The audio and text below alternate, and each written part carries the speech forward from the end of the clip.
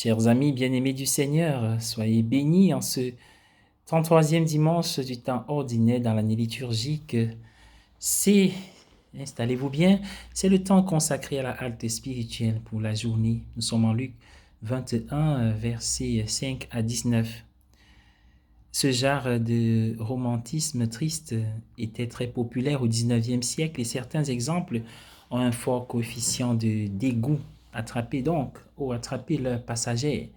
Pourtant, bien sûr, ce qu'ils disaient était vrai. La vie est éphémère, tout passe. Ils étaient assez différents de nous. Ils avaient l'impression que la vie leur échappait constamment. Nous avons l'impression que nous devons toujours essayer de la rattraper. Nous essayons toujours désespérément de rester dans le cours ou de nous évanouir. 1 million de publicitaires, avec leur voix excitée, ont eu leur effet. Maintenant, le dernier cri, le plus gros, nous sommes devenus comme des chiens qui tirent sur la laisse. Comment pouvons-nous penser à la fin des temps alors que nous ne faisons que commencer? Comment pouvons-nous penser à la fin du monde alors qu'il n'a pas encore vu le jour? C'est pourtant ce que la liturgie nous demande de faire ce dimanche. En réaction à l'idéologie laïque de l'acquisition sans fin, de nombreuses personnes religieuses font de la tradition et de la permanence le fondement de leur foi.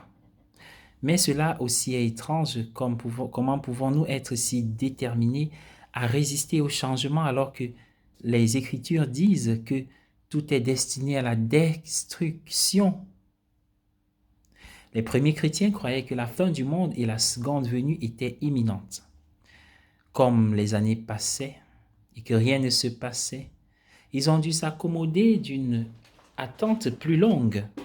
Pierre a dû trouver une réponse au moqueur qui disait « Où est la promesse de sa venue ?» Tout continue comme avant depuis le commencement de la création. 2 Pierre 3, 4 à 5. Très aimablement, très habilement, il a cité le psaume 90, verset 4. À tes yeux, 1000 ans sont comme un jour et un jour est comme 1000 ans.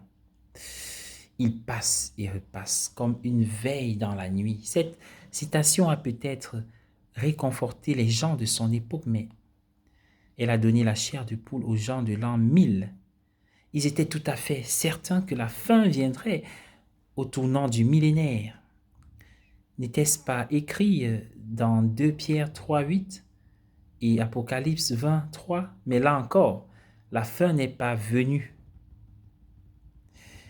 Des prédications confiantes, parlant bien sûr de la fin du monde, ont été faites dans presque tous les siècles depuis le premier. Les 19e et 20e siècles ont été particulièrement riches. Diverses sectes ont même donné une date de fin précise, 21 mars 1843, 22 octobre 1844, 27 juin 1850. Le 20e siècle a été encore plus fécond que le 19e. C'était en 1914, en 1915, 18, 19, 20, 25, 41, 75 et 94. Mais nous sommes toujours là comme la parole de Dieu. La terre semble tenir bon pour toujours. Les seules choses qui passent sont les prédictions de la fin.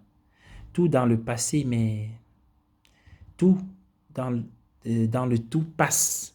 Mais le tout est toujours là.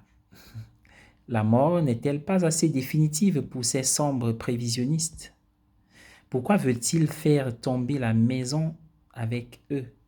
Quant aux Écritures où il y a eu une apocalypse en l'an 70 de notre ère, les Romains ont détruit Jérusalem et dispersé la nation. Mais le monde en général a continué à vivre et le peuple juif aussi. Quant à la seconde venue, elle fait partie intégrante de la croyance chrétienne. Le Christ est mort, le Christ est ressuscité, le Christ reviendra. Mais aucune date n'est donnée. L'espérance n'est pas synonyme de prédiction. ne sommes pas dans le domaine de la science. Oui, la liturgie célèbre une triple venue du Christ, la naissance historiquement située à Bethléem, sa venue à la fin des temps et l'entre-deux de la naissance du Christ, c'est-à-dire l'entre-deux de la naissance du Christ dans le monde et à la fin des temps. Cet entre-deux, c'est la naissance du Christ dans l'âme, dans notre monde au moment présent. Ce ne sont pas les gens qui meurent, mais les mondes qui meurent en eux, écrivait Etouftchenko.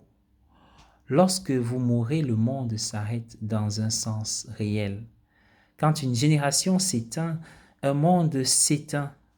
Est-ce une grande histoire d'horreur? Certainement pas. C'est triste, mais pas horrible. C'est la mort qui nous garde jeunes. S'il n'y avait pas la mort, nous entrerions dans une profonde hibernation, mentalement, spirituellement et dans tous les domaines. Nous deviendrons l'horrible mort-vivant que Swift a imaginé dans les voyages de Gulliver. Secrètement, le monde que nous essayons toujours de maintenir ensemble est l'ego. Ma peau, ma sécurité, mon argent. La profonde tradition religieuse qui nous a été transmise n'est garante d'aucune de ces choses. Elle est une promesse de l'inimaginable miséricorde de Dieu qui se trouve au-delà d'elle. Bonne journée à tous, bon dimanche à chacun.